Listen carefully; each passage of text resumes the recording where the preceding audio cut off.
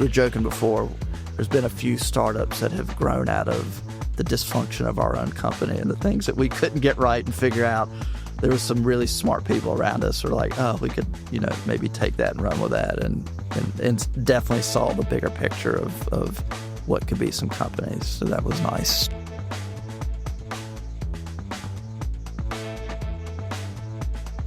Welcome to Triangle Tweener Talks, a weekly podcast by builders for builders where we explore the startup journey from the idea to the exit and all the lessons in between, with an exclusive focus on founders from the Triangle region of North Carolina.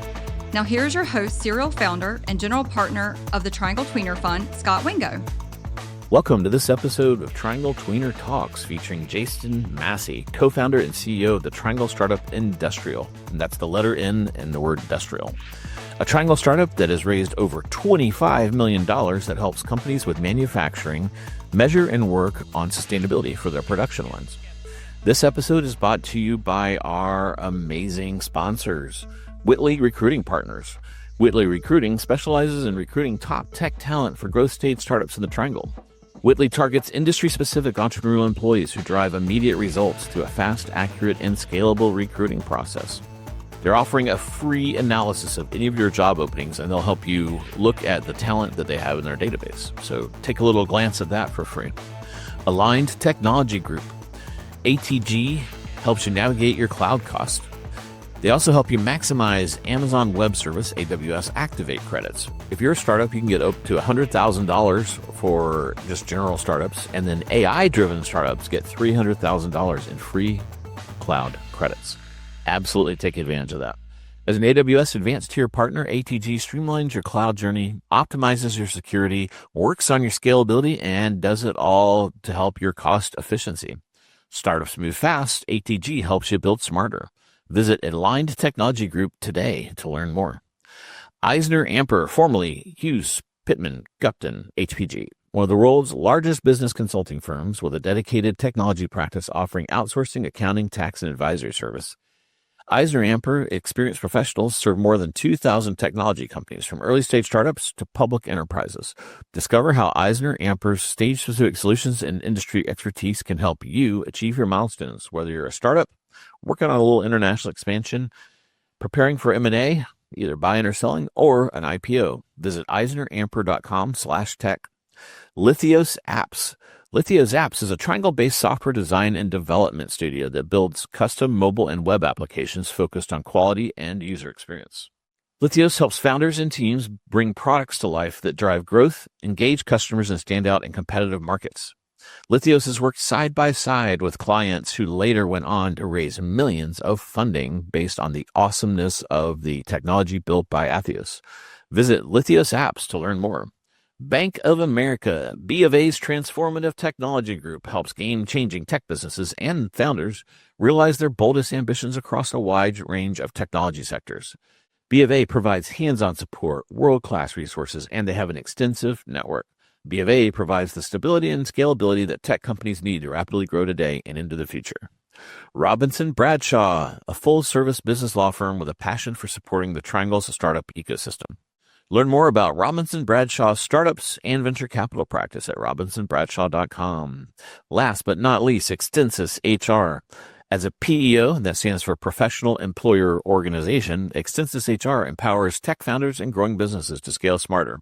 They're going to take all the HR stuff off your plate. They're going to manage your payroll, do the recruiting, do the employee benefits, do the retirement plans, work on the compliance, manage your risk, all that jazz, so that you can focus on innovating. For over 25 years, EisnerAmper has leveraged a people-first approach, a customer-centric mindset, and deep industry expertise to ensure employers have the tools needed to stay competitive in today's market. And we love all of our sponsors equally, but extra special one is Earfluence Walk West, because they help produce this podcast. You literally would not be listening to this if they didn't help us out. So we really, really appreciate that, guys.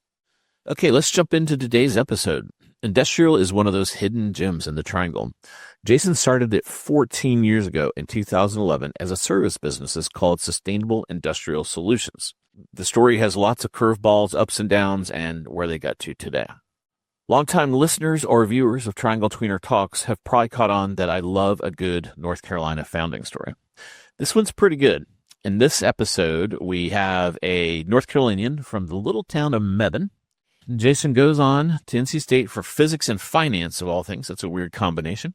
I guess you got to finance your physics. He spreads his wings and goes out west to Silicon Valley, the Siren Call, then New York. Ultimately, much to his own surprise, he lands right back here in Mebane with his high school sweetheart. Also the future home of Buc-ee's, so I'm sure he's extra excited about that. Icing on the cake. And then on top of that, he has been building one of the Triangle's top green tech companies for the last 14 years. This is a pretty interesting story. I think you're going to enjoy it. Let's jump into my interview with Jason Massey, CEO and co-founder of Ndustrial. Jason, welcome to Triangle Tweener Talks. Thanks for having me. Yeah, I can tell by your accent that you're somewhat local. Are you from North Carolina? No, Long Island, New York. No. I'm from, just talking before, big city of Mebane, North Carolina. Grew up there and then moved back a few years ago. Cool. Yeah. And we were talking that you're going to get a Buc-ee's, so that's going to be a big change for Mebane. Yeah, everybody now, we were up in Minnesota visiting family, and that's how they knew of our town of Mebane. They knew that a Buc-ee's was going there. So world famous. Put you guys on the map finally. Yeah, finally. Thanks to a smiling beaver. Yeah. So this one could go long because you've done so much stuff, but let's go back to the beginning. So you're from Mebane, and how did were your parents entrepreneurial? How did you get the entrepreneurial bug? My dad was a wildlife officer, game warden. So went out and arrested poachers. My mom was a teacher in the school system in Alamance County. So, yeah, I think fairly normal. I went to NC State. My first little, I guess, bout with failure was I was tracking. I wanted to go to the Naval Academy to be a pilot, and my eyesight is just horrendous. So that didn't work out. So it was my first little bout of failure. Is that because of Top Gun? Yeah, it was same time, right, in the 80s. Playing volleyball? Space camp. Went to space camp in, middle school. That movie Space Camp was out. All that stuff was coming to bear on what I thought I wanted to be, which was funny. And I settled, in my little, moments of depression for NC State, and did a year in physics and figured out that it's physics and aerospace engineering, and figured out that math was more complicated than I was planning. And so I moved into college management and did simpler finance math with adding and subtracting. Cool. Was Lewis Sheets there at that time, or? Gary Palin, and then Lewis was there afterwards. So it wasn't so I dropped out my junior year of state. I wasn't a great student and moved to New York. I had a best friend of mine went to West Point, so I'd go up there and visit him, and fell in love with the city. And it's like, I got to get out of North Carolina, and found a stockbroker job. So Wolf of Wall Street, Boiler Room, a movie that came out, but it was that, but pitching Compaq Computer and Dell and Netscape. It was kind of 97, internet bubble was getting into full effect. So had to get out of North Carolina, went up to New York and did that, which was insane. And then eventually we opened up an office in Jackson, Wyoming, worked on that. Really helped me with ultimately in the future of sales and cold calling, and not being scared to pick up the phone and reach out to somebody with a value prop. But came back to finish up at NC State, and then fell into doing venture capital work and moved out to Silicon Valley. So it was just, I'd say, a series of failures that put me in the right place at the right time. Learning experiences, yeah. Opportunities to learn. So then what was interesting about venture? Just the tech and the ideas and the flow. I'd read a book. Everything was starting to bubble up, and the news stories were all around this. And I was going to do, when I came back to NC State, this was a time where, I don't know if you remember, there was a bunch of dorm room incubators popping up. Duke had one, Yale had one. And so I was like, well, obviously NC State needs to have one, and I'm smart. Maybe I'll do that. So I was in the process of setting up, one of these incubators. I was talking to a bunch of VCs that I had met, my previous life on Wall Street, But I read this book. It was called The Monk and the Riddle by this guy, Randy Commissar. And that one changed kind of my trajectory because it was really about, for at that time, I was like, I got to get the money, and then I'll go do something fun and what I'm really interested in. And that book was really more about the journey versus like the destination and not pursuing the deferred life plan. And as a good cold calling stalker, I'd found Randy's email address and I was like, hey, I'm going to start this dorm-based venture fund. And he responded. And he's like, don't do that. He's like, in the internet bubble, anybody without a clue can make money. It's like real business people, men and women, can make money in up down markets. He's like, go get some experience. And that really changed like the trajectory for me. And I went back to the firm that I was with originally, and they had just launched some venture funds and invited me back.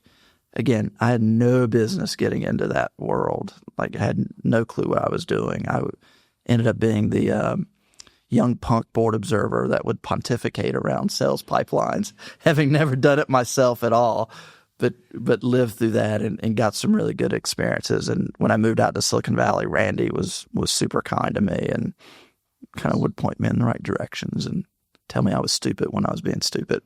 Yeah. And that was called Sands Brothers? Sands Brothers. Yeah, we were a little New York Stock Exchange broker-dealer, but very aggressive sales tactics. And we were typically the Series D round. I never wrote a term sheet. I would effectively take the term sheet given to us by like a Kleiner Perkins or NEA or Mayfield and change the name on it, put our name on it. And we were our GPs, we were so desperate to be into Sand Hill Road deal flow that we just took the terms that they told us to do. So more of a syndicate kind of a follow-up. Yeah, there was groups like Advanced Equities that would do these sidecar funds and DAG Ventures, and they were always like, they would be the group that priced the round for the later Kleiner deals and stuff. So that was great. I mean, our funds made no money for our LPs, but it was, I joked, that was my MBA, all the down rounds and recaps and pay to plays, and you learn a lot of lessons. Burst was a painful downside of things. It was painful. You learn lessons around, there are good opportunities when the bubble bursts, right? If you can pick your shots and double down on good companies, you actually come at it. And we had a few really interesting companies. Actually, a single sign-on company called Oblix sold to Oracle, and we made some LPs some money back. But I was maybe 23, 24 at the time. I, again, had no business being involved with any of that stuff, but it was an awesome learning curve. Yeah, it's humbling trying to pick winners because I think it's impossible. It is impossible. In Silicon Valley, there's this kind of like feedback loop where they believe they can do it. It's so fast. I mean, that's the real different experience I had out there versus here. It was there. I was involved with like a really after I'd left venture, a really exciting. It was one of the first like free Wi-Fi movements, and we landed the Union Square Wi-Fi. So it was our access point. It was our SSID when you went there. And we had a lot of momentum around that. And I put a lot of just like emotional energy into that startup, and it just collapsed. Yeah. And I cried myself to sleep one night, but then I was up the next day on University Avenue having coffee, thinking about the next thing. And so just the velocity of failure to talking about the next thing is so much faster than what I was experiencing here. Like, you could fail, but then it would take you like 6 to 9 months to kind of like get back on the horse and do something. There it was 24 hours and you're moving on. Was that your first exposure to clean tech?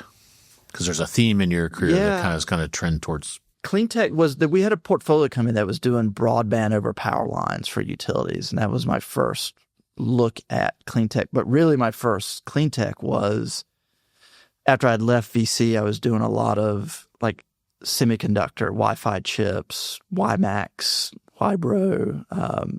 Got to spend a lot of time in Asia.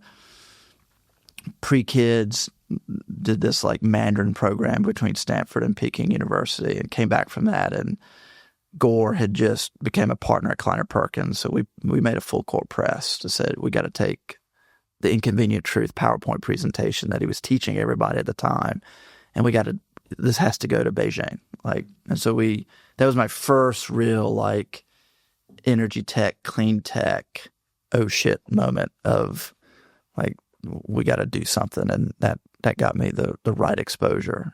We spent 2 years negotiating with the Ministry of Science and Technology in China to even get that allowed to happen, because they didn't want Al Gore coming in and waving his finger, say, you need to clean up your pollution in China. It had to be much more solution-oriented than accusational-oriented.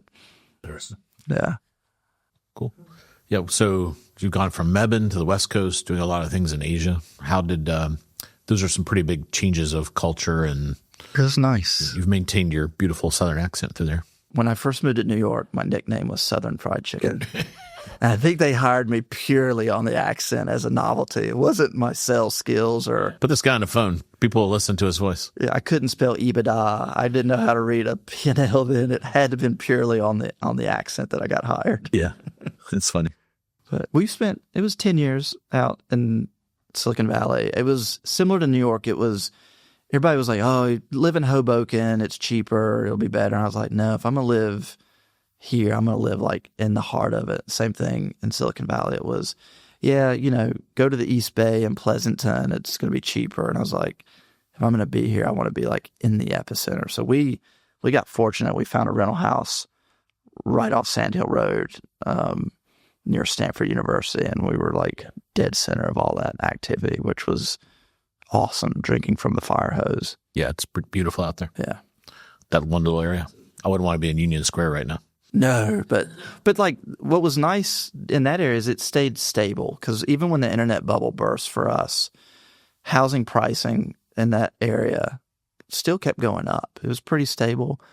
Yeah. Portola Valley, Menlo Park, Palo Alto, that all stayed pretty consistent. Even when in the 2000s, when everything started moving back up to the city, you could kind of tell the real work was still happening down in Menlo Park and Palo Alto and San Jose and Sunnyvale and Redwood City. It was just all the like newer, cooler stuff was happening up in the city. So you're there through 2010. It looks like it's kind of right around there. Yeah, around 2008. I was working.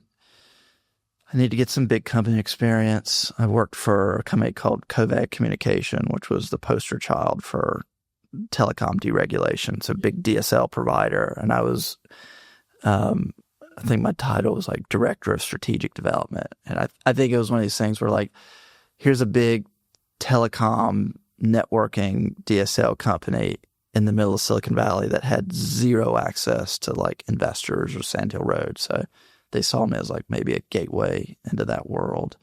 But it was cool. For a couple years, we did, wireless advanced, communications. We parlayed the previous experience with Wi-Fi. We were going to work on the Google free Wi-Fi out in the Valley. But about that time, my wife and I decided to move back to North Carolina. And so I'd literally split time 2 weeks here, 2 weeks San Jose for about a year and a half, and then settled back into the good North Carolina living. Was that because you were going to have kids, or?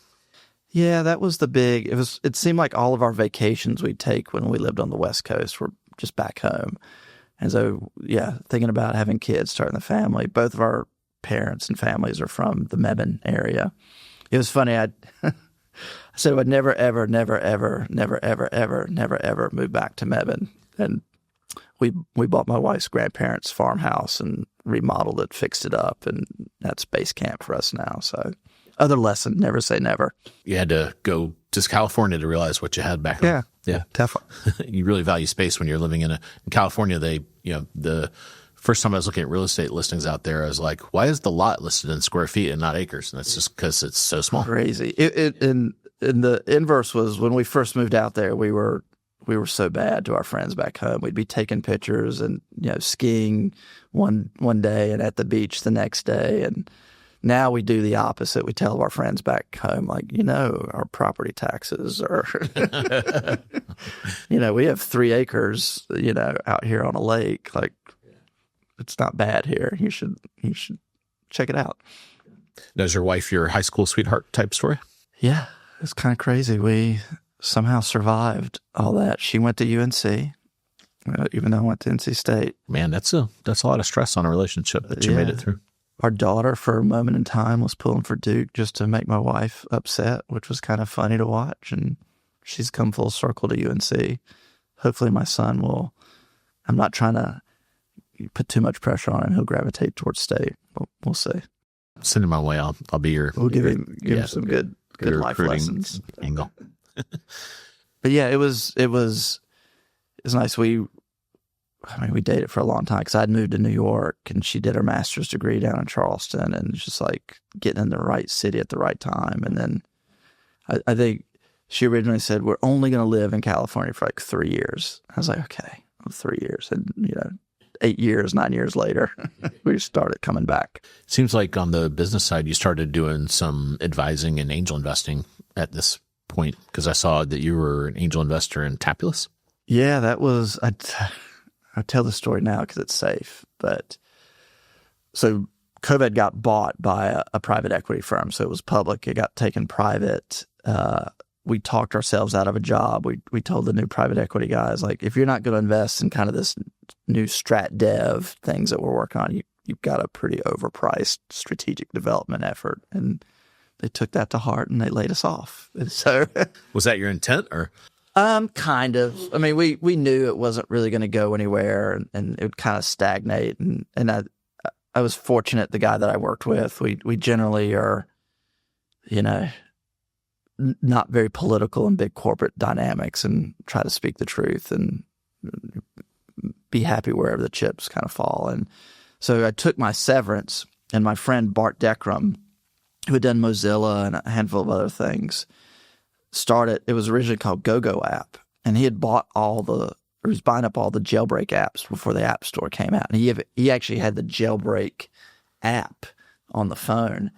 And so originally it was supposed to be like this design shop where just developers would get together and come up with new app ideas. And I don't know, he had probably 30 of them. One was like you touch the phones and your V card they had a bunch of them. But they made a Guitar Hero knockoff, which was Tap Tap Revenge, and that's what got the traction. And the funny story there, so I'd taken my severance, first angel investment, gave that to Bart. He did it. We ended up having the number one app on the App Store. Jobs had showed it at one of the releases, and the CTO of that company went to the board of directors and said, the founders are doing the wrong thing. We originally set this up to be an app design shop that we would do like an app a month type thing. And the founders fired him because he went above them to the board, and the entire engineering team pretty much quit. So here we are sitting with the number one app and no technical team. And we're like, well, that was fun. That was a good ride. At least I got to say for a millisecond that, I was an angel investor in the number one app. But luckily, Bart and his team pulled that off, recruited somebody away from Safari, got the act together, started getting Justin Timberlake's of the world doing exclusive tracks, and quickly sold it to Disney. And that was a fluke in terms of angel investing, but it was nice. It gave me enough capital to do what worked well in Silicon Valley, which was to do deals on a handshake. Just pay it forward, get involved with some cool things, work on stuff that might fail. So I was able to do projects without trying to demand a salary and stuff like that. And that went a long way. So it was many years before I told my wife about that transaction. But it gave me a year to work on a microturbine project without really, much of a salary, which was awesome. It was a good learning experience. Cool. Tell me about microturbines. Came back, got a little bit of the clean tech bug.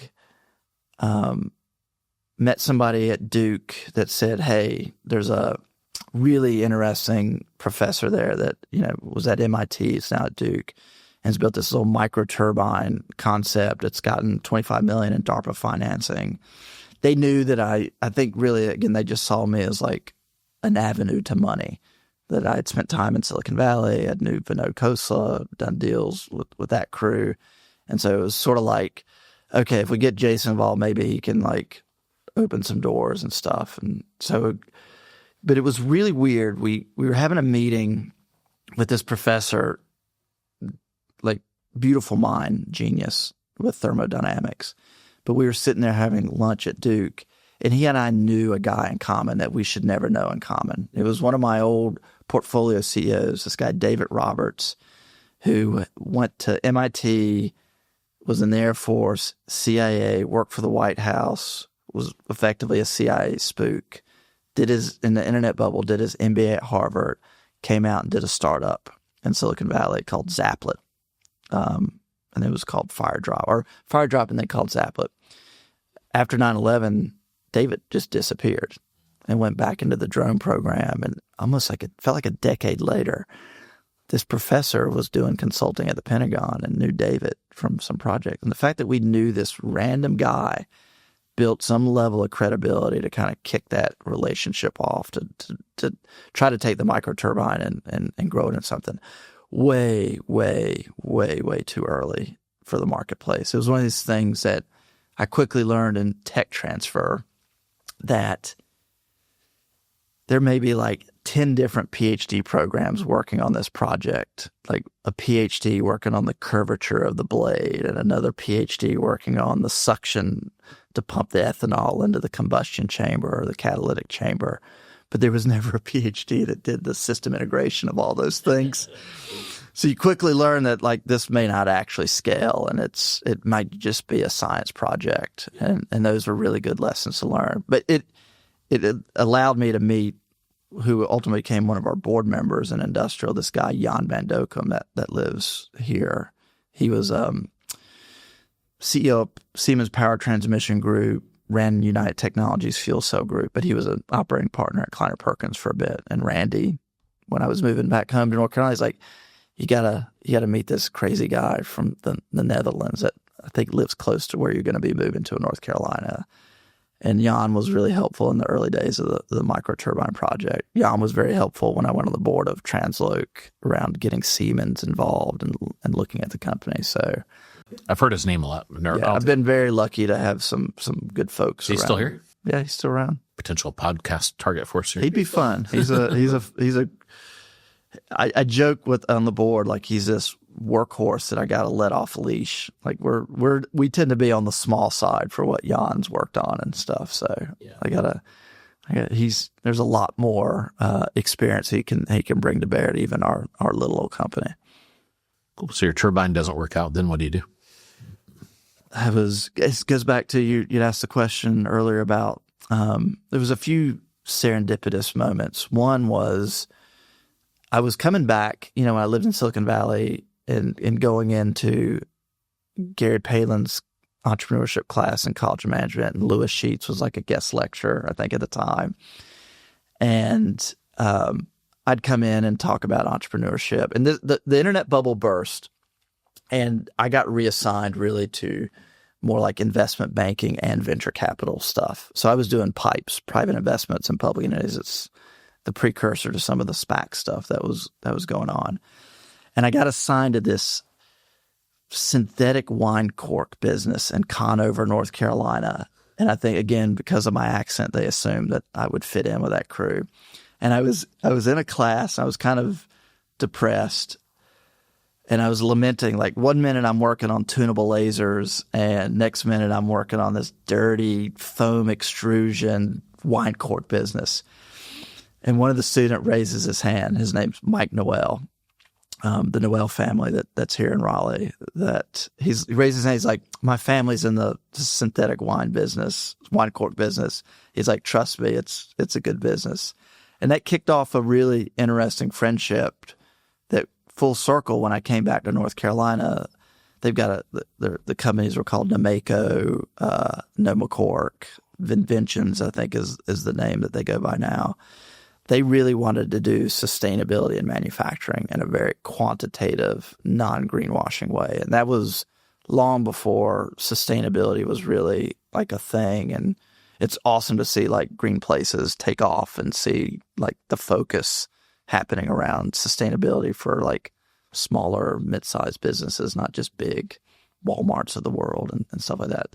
So the Noel family, we kind of got together and we had this thesis around what does that mean to be really sustainable, like profitable, cash flowing, non-greenwashing, BS type of stuff. And that was what originated. The original name of the company was really sexy, Sustainable Industrial Solutions. The Noel family had just set up their venture fund called Acorn, and it was one of the first investments that they had made. We were one of the first real startups in the original American Underground. So it was CD, Acorn, and Investments. SIS is what everybody called us, and then all the way down was Triangle Startup Factory at the end of the hall. So we were down there, and we really just started doing, like, before we wrote any code, we were doing lighting projects, solar projects. We were like doing general contracting type work. I had a background doing electrical work in high school and college. So we thought, okay, let's just go see how the market consumes this stuff and what technology could we bring to bear on this. And what was nice is going back to the engineering entrepreneurship program is when we lived in Silicon Valley in Menlo Park, every year Tom Miller would bring 12, 15 engineering students out, and we would always host them at our house, cook hamburgers and hot dogs. Did you know Tom from the NC State days? Or no, it wasn't until we got out there. Somebody told me they were doing this tour. I think Joe Britt, who did Danger, had told me about it. And so it was nice because they would come out, we'd take them to Kleiner Perkins in the big boardroom. Randy would sit down and talk to them. We took them to Tesla in the early days when that was, they had taken over a bunch of old car dealerships on El Camino right there. And then we took them to Nest Thermostat Company when it was in the early days. But I got to meet Hirsch, Tapatia, and Scott Klein. They were part of that cohort. I think it was their junior years at NC State. And that kicked off some really good friendships and relationships that when we started deciding we want to start developing some software, I was able to tap into, it was Scott and Steve Klein from NC State. And they were our first like contract software developers before they went off and did their own thing and got into Y Combinator. And then a few years later, we were kind of hitting another roadblock, and Hirsch and Jeremy that started Allstacks were kind of doing their consulting thing, and they came in and did some work and worked out of our Durham office. So before we moved to Raleigh, we were kind of bouncing around downtown Durham. We were near Full Steam, the old baseball stadium, after we left the Underground, and Hirsch and Jeremy were working out of that office. Steve and Scott had subleased some of our space, before they got into Y Combinator. So we were joking before, there's been a few startups that have grown out of the dysfunction of our own company and the things that we couldn't get right and figure out. There was some really smart people around us who were like, oh, we could, maybe take that and run with that, and definitely saw the bigger picture of what could be some companies. So that was nice. Yeah. So we've had Dr. Miller on, we've had Hirsch. The Klein Bros are on my list. We got to get them on here. Just what Dr. Miller had done with that engineering entrepreneurship program. I remember early on people being critical of him, saying, why are you taking NC State students to Silicon Valley? They're just going to get poached and pulled. And he always had this philosophy, which was similar to mine, which was sometimes you just got to let people go see, and that some statistical sample set is going to come back to North Carolina. And hopefully they bring back the good qualities, not the bad qualities, and that helps improve the ecosystem to a certain level. We had one, when I came back, I worked with a group, Jason Mueller, his name should pop up. You should have him on a podcast at some point. Another one of these like serendipitous things. I was in a class in Lewis Sheets' program, and they were I was a judge for like their end of the year capstone business plan competition thing. And this kid gets up and he starts talking about this predictive algorithm they built to predict what school you'd get into. So what, if you're in junior, senior year, what's the likelihood I could get into Duke based on these parameters? And usually you could tell these business plans, like, were they written after a drunken night out in Raleigh. And most were like beer delivery startup ideas or, some version of your day-to-day school stuff. But this one stood out, and I cornered the guy after the class. And he's like, oh, no, my friend Max Hodak at Duke had written this thing. And this was right when Facebook apps were getting big. And they were launching it. Originally it was called Accept Edge. And so that kicked off. I started working with them. We couldn't raise any money around here. We had some people that were nice to us, Jason Kaplan and the Southern Capital folks, but it was one of these things like it was way too early. It was true like early stage stuff. So we actually moved Jason and Max out to Silicon Valley. They raised, I think it was like a couple $1 million from NEA and went off and grew that, ultimately sold it to a company. Jason went on and did some really other cool things with startups and eventually had moved back to North Carolina. Max went on and started Neuralink with Elon Musk and built that out. Like these guys were geniuses, and I got to like tag along for just a few minutes in their early part of the journey. But Max joked, I think with Jason Kaplan, I'm telling too many inside stories. So Jason, if you watch this, don't get mad at me. Jason asked Max sometimes, like, what's the best thing we could do to help entrepreneurs like you succeed here locally? And Max said something, staple a ticket to Silicon Valley on your term sheet so that we can go experience it. And Max was saying, like, and then bring that back here, right? You just need to, like, go out, see some things. Let your kids go out, grow up, see the world, and then hopefully bring that back to the ecosystem. And since we moved back to North Carolina, I've been super excited to see the evolution, the stuff that you guys have done with originally the tweener list. Because, like, I would probably tell you, we've generally had been happy being behind the scenes as a company. And generally that's also the role we typically play with our customers. And we never really thought about doing a Series A round. We were primarily bootstrapped. We'd taken some money in from the Noel family. This is industrial or this is? Well, SIS and industrial. Yeah. Did SIS turn into industrial? Yeah. Okay. Sorry, we kind of skipped over that. I had a feeling that was going to happen. I actually don't know the story here. We were doing we were a service company. We were an advisory company, a lot of project-based work, profitable, generating revenue. It was three of us doing that. And then we really started focusing in on, all right, what software is really going to add value?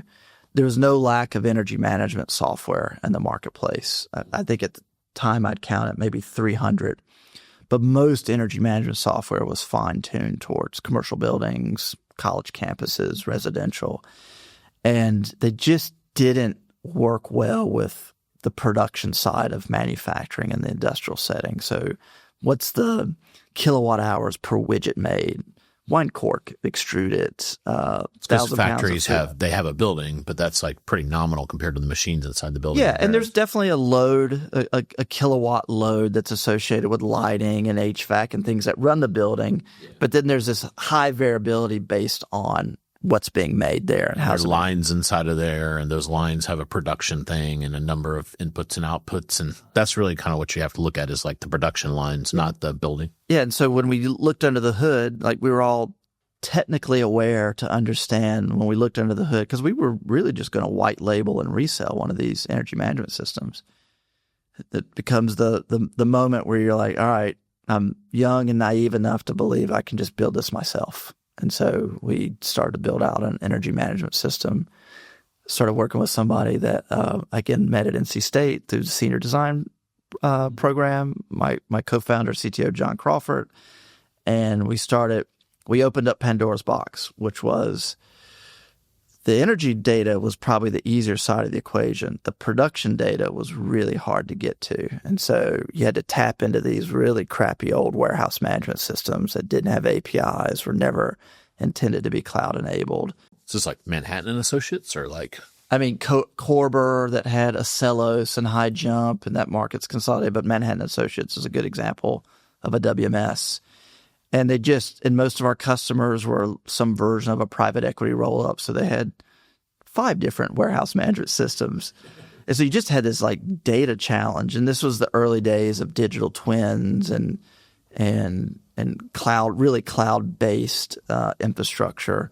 And so that we really had to kind of, before we could master the energy management side of the equation, we just needed to master the dirty data plumbing that needed to happen back in those days. So we'd built out, we call the back end context, and the front end we call it insight, more the dashboards and visuals side of the equation. So it started transitioning when we decided really to become more of a software company was when we changed the name to Industrial. And we also changed from an LLC to an Inc. That was the other kind of like, I knew how to do option agreements. I didn't know how to do profit sharing interest agreements that were like 45 pages. And so I was like, I think I know how to run an Inc. I don't know how to run an LLC. So it was nice. We converted to an Inc. We took in effectively another small seed round of funding. This was like 2015 when we made that real conversion. And so it's now 4 years of a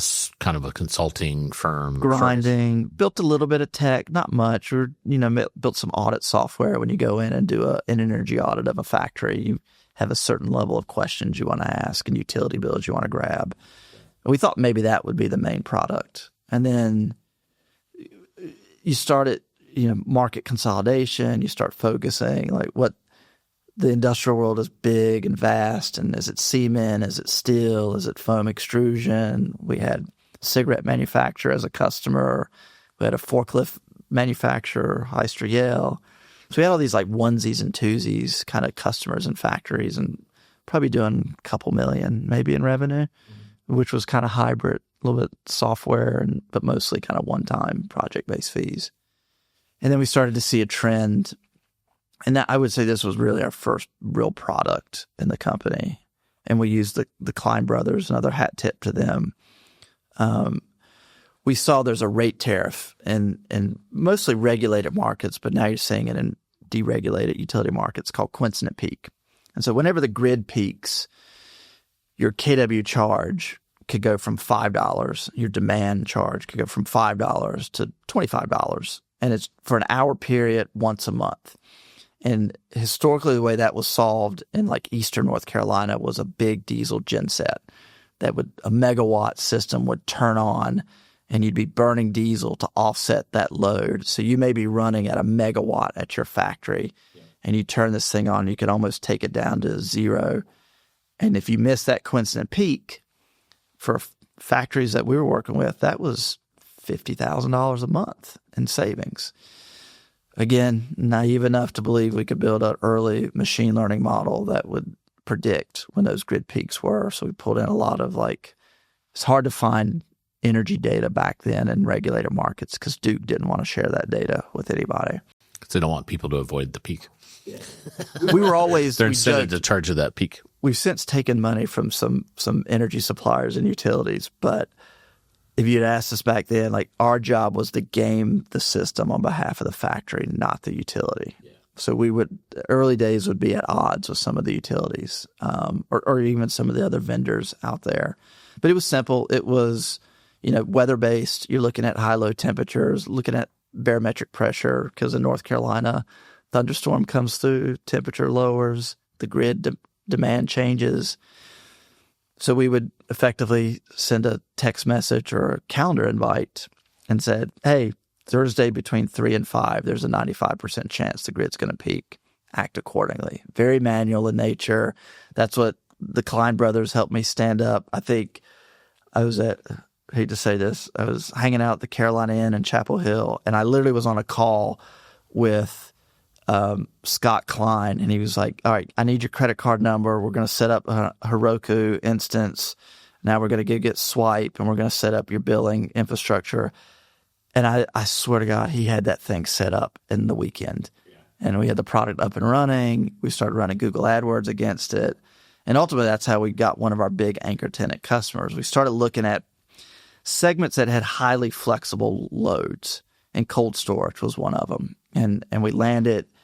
They had a site in Tar Heel, North Carolina that freezes food for, I'm going to say it was 30,000 pigs a day coming out of that Smithfield plant down there. and we could help them miss the peak, effectively turn that thing into a thermal battery, and they would miss the peak and save $30,000, $50,000, $60,000 a month. And that really, it was a nice, I'm sure most people have read Tony Fadell's book on Build. Like, it was a painkiller in its purest sense. And so that really started to teach us a lesson around aspirin, not a vitamin. Exactly. Yes, the big metaphor. You need to be a painkiller for these things. And you can dance around ROI and tap dance around value. But when you can kill a pain like that out of the gates, it's transformational for a customer. When you guys switched into product, did you turn off services, or is that still a big part of what you do? Yeah, that's a great question. No, we didn't. And it's probably 30% of our revenue now, but we really believed that a more white glove approach, especially for our bigger enterprise customers, they like a single throat to choke. They like a solution. They don't really care about SaaS, only to the extent that they look at it from is this going to be an operating expense or a CapEx expense for me? And these big industrials understand CapEx versus OpEx very, very well. And so where I think what we saw, especially in Silicon Valley, were a lot of the little white lies around, oh, no, we don't do professional services. We're like, you do professional services, you're just giving it away to try to win the software deal. Our customer base values it. And so rather than giving it away, we can charge for it. We can mark it up. Same thing with hardware. Like, they know how to consume hardware. So I didn't have to amortize hardware. Even if we don't make any hardware, I didn't have to amortize the hardware into my SaaS invoicing over a period of time. Is that something you guys do where you'll go into a plant and you have to instrument it, so you resell some hardware in this part of the overall solution? Or yeah, so our model is if we can get the data through a legacy system, we do that first. But in often case, it needs more instrumentation. It needs a smart meter that may have harmonics. So in these factories, you're looking at big 3-phase motors and systems, not what you'd see in a commercial building or a residential. So you got power factor correction and things like that'll burn up a motor. And you want a better layer of granularity than you would see in your traditional utility meter or your utility bill that you'd get once a month.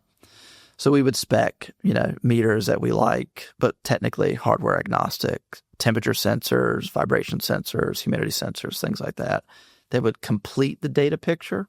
It was funny, back then, Hadoop was really popular, so it was a lot of like big data, not big data. Data lakes. Data lakes. Yeah. We've got a message bus and ETL layer in our product stack. And oftentimes we would say, yeah, big data is great, but small data might be the linchpin, right? If you find that one little set of data, whether that's something locked in a legacy system and it's just like 10 data points versus the, 2,000 data points coming from a refrigeration control system, or it's just an extra temperature sensor, that additional data point added to the bigger data lake might be the thing that really unlocks, and that's why we call the product context, the contextualization of what's happening in that facility. So we were always this kind of like anti-hype company and kind of didn't follow the trends around big data. Even in AI now, there's AI in what we do every day, and software development, a lot of generative AI stuff, making it to the UI and the interface that we would have with customers. But even today, we're like, AI is only as good as your data quality. So really focus on that, getting dirty data plumbing, get that right, and then you really unlock a great new world of what AI can really do for your company beyond the hype. I definitely want to talk AI. But before we do, let's go through the rounds. So you guys, I'm looking at Crunchbase, which always helps me with my own memory. So it says you've raised $26 million, and so you had like that seed kind of from the family in 2011 before you. Yeah, it was like $300K, and then we did a 1.5, then we did 6, and then we just did 20 almost a little over a year ago. Awesome. And you've brought in some really nice names. So you've got ABB, which is a big, company in the energy world, and Clean Energy Ventures. And how has that gone? Has it been do you warm up those old contacts, or they're starting to thematically realize what you're doing? It's interesting. So having been on the VC side, it was really hard for me to like even think that I was an operator or entrepreneur, because I had such admiration for entrepreneurs when I was on the other side of the equation. But then I started to see, once I got on this side of the equation, I'd say some of the challenges with the traditional venture capital model, and the pattern matches that we're getting skewed from 2021, and it was different. And so in 2021, we raised that A round with Engie, which is a big French utility, and Clean Energy Ventures out of Boston. And I told you before, we would have never even thought about working with a utility, but we started to see the utilities move in a direction of being more creative in how they build products and rate tariffs for big industries. They need it to be more bespoke. A rate tariff for a cold storage site should be different than a foam extrusion manufacturer. So we had a lot of hope that these utilities could shift course. So we took that investment from Engie to learn and get closer. And we literally only had one traditional VC in that round. And the reason that they invested was they were primarily hard tech, material science, hardware, and we were their first real play into software. But they understood the hardware part of what we did and the professional services side of the business. Because one of my filter techniques with investors was anybody that tells you there's no customization in the industrial world is lying to you. And if they tell you they've built the singular silver bullet B2B SaaS solution for industrial energy management, you should run in the other direction. And so the investors that we did not scare away with that line of talk, like CEV and others. So you've got service, you've got some customization. You're not B2B SaaS. Everyone wants vertical B2B SaaS, and you're not that. Yeah, well, I mean, perfect. So that you have a core of it, but it's not like. And that's the interesting thing is when you, especially in the industrial world, vertical SaaS is awesome because vertical SaaS means you've got domain knowledge specific to that space. But then you got to go a step further and go, well, even within vertical SaaS, there's so many vagrancies and differences between facilities that you may have a custom integration. So again, the vast majority of our value delivery method is through SaaS, and it'll evolve into more what they call energy as a service. But and the vast majority of our revenue, 70% of our revenue, is proper, cook the books ARR. There's lots of definitions of ARR out there. You don't take the services and kind of say, well, they'll always want services. We've kept that really separate, and so we're big believers in vertical SaaS. It's just how do you actually, what does that really mean in delivery? And so there's not many traditional VCs that understood that. We were fortunate with that A round to find folks that could wrap their head around that. And then into the B round, the energy markets are just super complex. Scale does matter, right? It's even though we've landed and have like the largest cold chain providers on the planet. So 35% of all refrigerated food that flows in the United States flows to a building that our energy management system's in, almost 10% globally. So we've got big customers, big markets, but even then it's like, well, there's Schneider Electric and ABB and IBM Consulting and Deloitte Consulting. Like you've got these big names where like CIOs and big decision makers are like, well, I can't get fired for working with those guys, but who's these country bumpkins in Raleigh, North Carolina that are pitching me energy management and demand response and virtual power plant type of stuff. So scale does matter in our little neck of the woods, and partnering up with not just ABB, but we've got GS Energy out of South Korea, which is, I liken GS Energy was LG spun out. They split up, and LG is what we know it as today. And then the GS, it was Lucky Gold Star was LG, and the Gold Star became GS Energy or GS Group. And they're kind of like the BP of Korea. You'll see GS gas station, GS 25 convenience stores, and they were a co-lead investor. Again, hopefully they're not maybe they won't watch this. We'll see. But our strategy there was we believed in strategics. We knew how to navigate strategics from a investment standpoint. When I was a VC, we used to make fun of CVCs all the time. They were slow. They would bog you down. They would have these weird exclusivity rights and things like that. And what we found were the traditional VCs were having a tough time over the last couple of years. Funding has not been all that fun over the last couple of years. But they were pleasant to work with. They were faster. They didn't have all these exclusivity rights and weird things. But we also weren't naive to believe that if we only had one big strategic in the cap table, that they wouldn't really try to influence SmartCo. So we did multiple strategics to kind of cancel them out a little bit in the grand scheme of things. As the stars aligned, they provide something VCs can't, which is that could be a channel partner. Huge. So I don't know if you do that with ABB. Yeah, ABB is white labeling our software. I think they named it ABB Ability Insight, and they've changed the colors, changed some things on it, set up a support tier with them, and they're out maybe selling it. Integration of some hardware they want to do, like a different hardware approach or something. There was a big. We're moving into what's known as the E-True space, electrified transportation refrigeration units, and there's just a lot of early days of fleet electrification that ABB has got all the gear to help with that. So, and then we took another small strategic investor called Southwire in Atlanta, which is, I don't know, many people know, it's the largest electrical cable manufacturer in the United States. So if you go to Lowe's or Home Depot and you buy Romex cable or even some of the pliers and stuff, they're Southwire. And they have been awesome. And they were a relatively small strategic investor, and they have been hustling.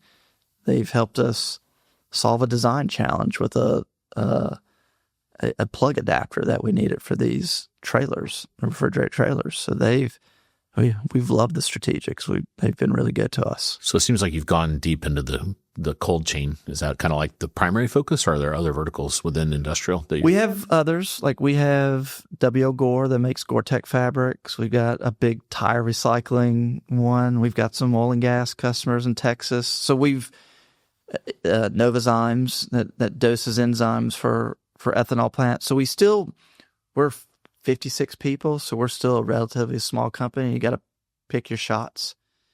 But we've always believed, and we've kind of tried to prove this out where we could, is that there was enough horizontal appeal to our platform that 80% of that was like extensible to how you munch a utility bill, right, and process it is going to be the same for cold storage as it is oil and gas. How you do demand response is going to be the same for the tire recycling factory and the cold storage facility in Houston, Texas. So there's enough pattern match with the core platform that we knew we could go into other verticals, that vertical SaaS kind of opportunity, but it takes a lot of work to master the vertical. So we've maintained a bunch of customers in other verticals to keep us sharp, for lack of a better term. But cold chain is by far our biggest revenue stream, and there's just so much more to do there, and it's so energy intensive, and there's so many things that really fit the emissions reduction sustainability story, not just reducing the energy intensity, but reducing food waste. We just got involved. It's called the move to negative 15 Celsius, so 0 degrees. More than 0 degrees. I screwed up. I messed up my math on the podcast. But the thesis there is most everybody's keeping their refrigerated supply chain at negative 18 degrees Celsius, and you can bring it up to negative 15 and not have a food safety issue. But that presupposes a lot of monitoring, a lot of controllability. And if you can move just 3 degrees up in that supply chain, it's like 2 terawatt hours of energy savings. Wow. And a huge amount of cost savings in a very commoditized world of palletized pork chops and bacon and stuff like that. But we really dig into that. It's every degree matters, right? If you can move it a half a degree, a quarter degree in a warehouse or something, like you are really saving a lot of energy. and you're taking a lot of load off of a very taxed grid. We would, one of our pitch decks we had, where the cold chain is going the faster, where the CAGR is the fastest, is where the energy grid is the most unstable. And that was, everybody would assume India and China, which is true in many cases. But that also includes Texas and California here in the United States. Texas, yeah, Texas. I know folks down there, and it's kind of a third world country in some areas. Can be. You get rolling brownouts. So if you can then influence hundreds of megawatts of power through these industrial facilities, you now have what everybody refers to as a VPP, a virtual power plant approach. Do you know Tony at Phononic? Oh yeah, we've loved those guys. Because they're using LED technology to have a more energy efficient cooling solution. And so I would say they're the poster child for what we see at called the cold edge, right? Which is we tend to be more the warehousing, 3PL, third party logistics space. But what you see in the opportunity with Phononic, and they've got many blessings, right? Where the data center world is blowing up and cooling GPUs is a real thing. And so you just see lots of opportunities around cooling. But what I was always fascinated with what they were doing and working on was this thing at the edge, the totes, the grocery store, retail side of the equation.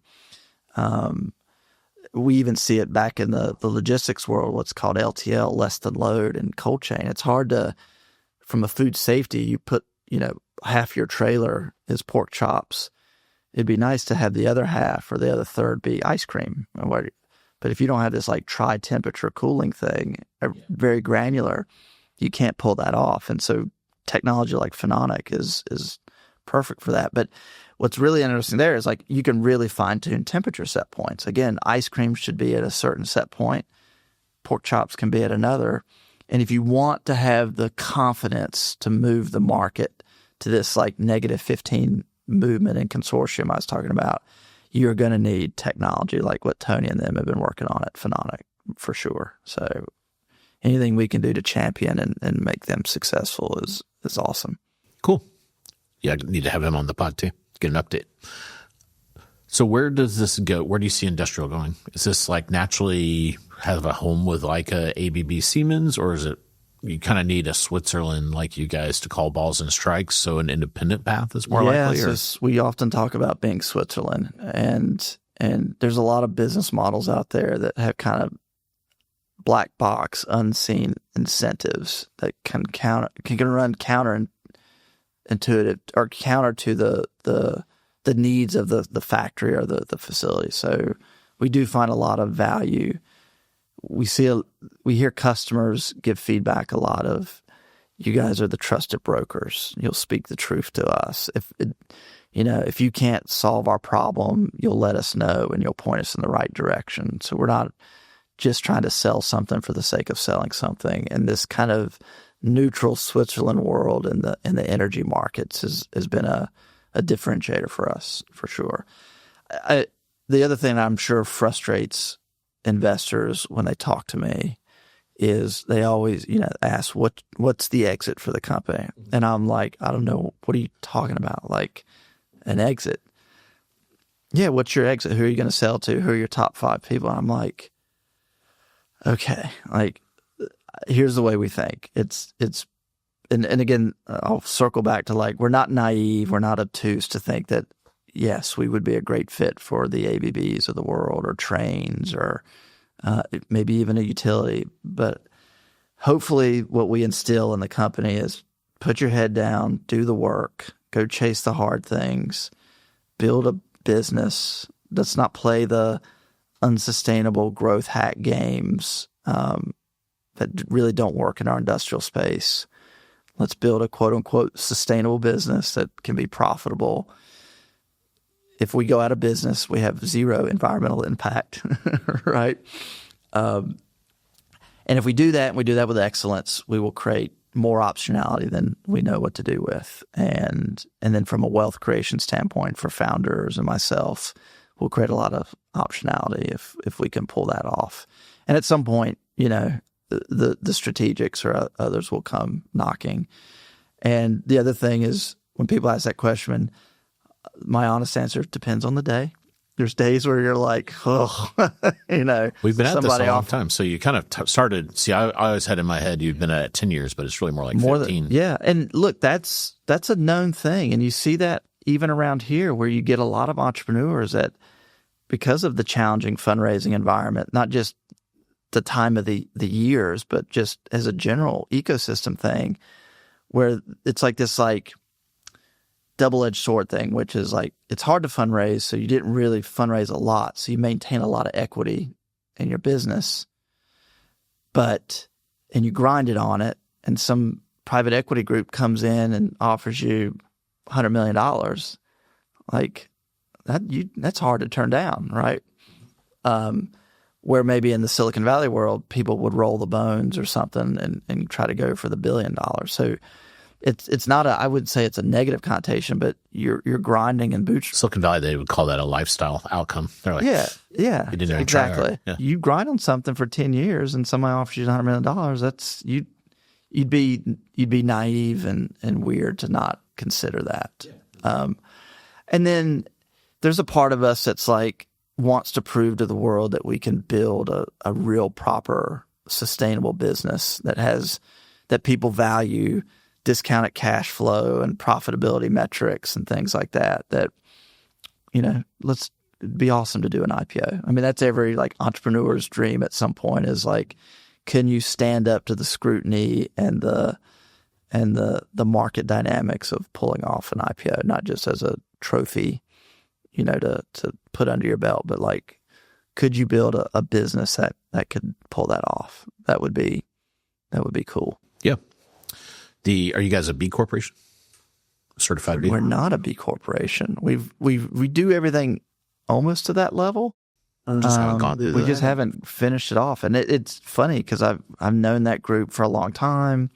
That guy I was talking about before, Randy Commissar, his wife was one of the founding board members of B Corp out in Silicon Valley. So we're big believers in it, but yeah, I don't have a great answer why we never really finished that off. It's got some annoying things that you have to do that are kind of like... You see that in broad sustainability and ESG reporting. And it's hard. Like when we started, it was called CSR, corporate social responsibility. And then it kind of, it waned away, and then we're back to, ESG got really big and important. And then that's obviously had bits of setbacks, whether it's funds that were mandating it or just regulatory and administrative changes. We've always believed, the constant in that was the E and a lot of stuff. And so if you focus on that and you do really good work there, you can really help companies become more profitable and generate more cash flow. And it was always nice with our company is that these things weren't mutually exclusive. You could really care about making American manufacturing more profitable, right? And also save the planet. And it was a pretty big tent. We've got people in the company that come from so many different political ideologies, and it's nice to have a space for both of those to be true in a company and not just be, the environmental warriors. Again, going back to the early days, when I moved back, I had a smart car, and I could not drive the smart car to these factories in eastern North Carolina. And we surely did not say, Al Gore said, clean up your factory. We were very much, if the internal rate of return of this project, whatever you want to call it, sustainability, energy efficiency, if that IRR is greater than the profit margin of your business, that means there's no production line you can stand up and invest in that's going to return on capital better than this project. So as a good steward of capital, as a fiduciary, dare I say, you've got to do this project. And that would always get the CFO off the fence. And then a year later— It's like the magic word. Yeah. A year later, we would be invited to speak at Earth Day at the factory and then start talking about climate change. And we had these great stories where you try to keep your factory clean, right? So you have a good work environment to be in. We probably should just keep our planet clean as well. These things shouldn't be political. And if it saves you money, then why not? Yeah, it's a win. So two birds with the Venn diagram overlaps very nicely. Yeah, it works. It actually can work. Have you met the Planted guys yet? Yeah. We have quite a, I call it a green cluster. Alex Laster hates when I call it a cluster. We have a group of companies that are really focused on this, and a lot of them have this same kind of edge that you do, where you can kind of check 3 or 4 boxes off simultaneously, which is pretty neat. Yeah, this area's always had a really good energy environmental ecosystem. And it was weird. ABB's investment had nothing to do with them having a North America headquarters in Cary. Like, the team that we work with is really out of like the UK and Zurich. But you see Hitachi and ABB, and there's a wealth of Schneider. There's just a wealth of talent that have done smart meters. There's a lot of advanced metering groups that were here, Elster and Itron, and there's a lot of really interesting energy talent here. So we've been a big supporter. We love the Research Triangle Clean Tech Cluster. They do a lot of great work. They connect a lot of dots and bring people together. So there's I think a lot more here than even people see at the surface level on clean tech and environmental startups. Yeah. I know we're running tight on time, but last question, you kind of opened the door to AI a bit. So you guys are sitting there collecting all this data. Is there a big AI play here?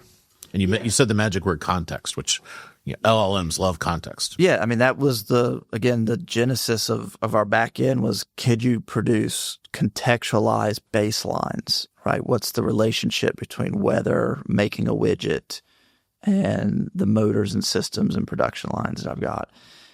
Again, early on, that was a lot of, call it manual coding and manual software work to build logic and if-then statements and all that fun stuff in the early days.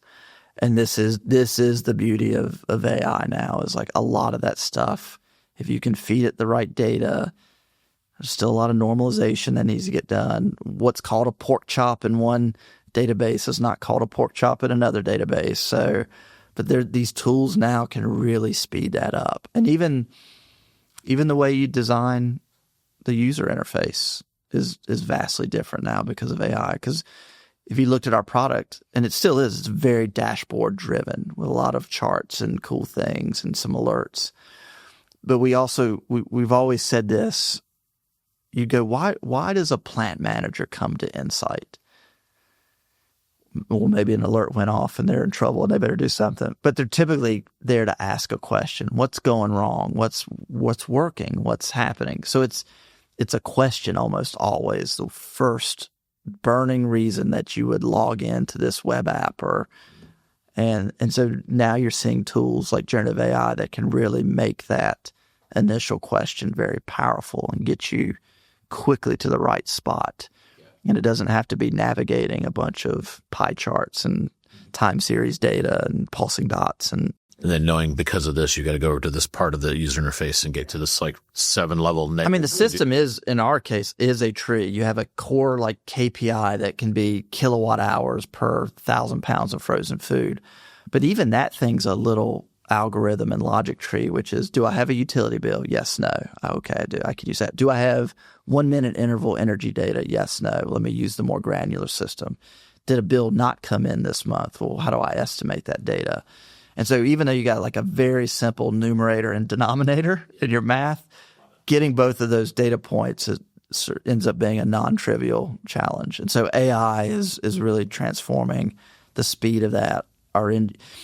It's interesting with engineers, and I've seen this, it's not just in our company, it's in other companies. The really good engineers, the 10 times engineers, are the ones that really adopt this quickly. So they can be 20 times engineers.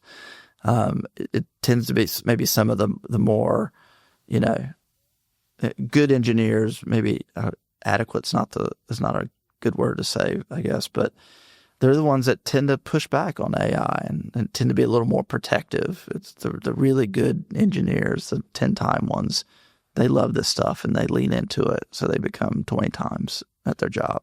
That's exciting to really see. And we don't have to push it. And I don't have to pontificate from the CEO tower that if you don't adopt AI, we're in trouble. Smart people are doing it. I love it. It helps me with market research. I mean, it's it's transformed even my output levels as a CEO. Absolutely. I've been playing with Notebook LM, and I'm like, that podcast type format, it's like, I could just put all my rants and raves down in that. And I don't know if you've seen it, but there's an interactive mode where you can interrupt the podcast and ask it, what's a virtual power plant? And they'll tell you. I was like, that might replace me as CEO one day. Yeah, and you've got that long drive out to Mebane, so you got to listen to your podcast that it puts together for you every day. Yeah. Well, awesome. Thanks for coming on the pod. I appreciate it. And thanks for all you do for the ecosystem. We didn't get a chance to talk about that, but you're always a good mentor to folks, and you've touched a lot of entrepreneurs along the way. And I like folks like Hirsch and stuff that I get to interact with. I learn a lot from them, and like, yeah, the ecosystem is super important here, and more things like this, more times that we get together and share stories and stuff is super important. You need that support system. Sometimes being a founder and CEO is lonely, and it's nice to have people to talk to. So thanks for this. Felt very natural and fun. Absolutely. I appreciate it. Yeah. Awesome. Thanks. Thanks.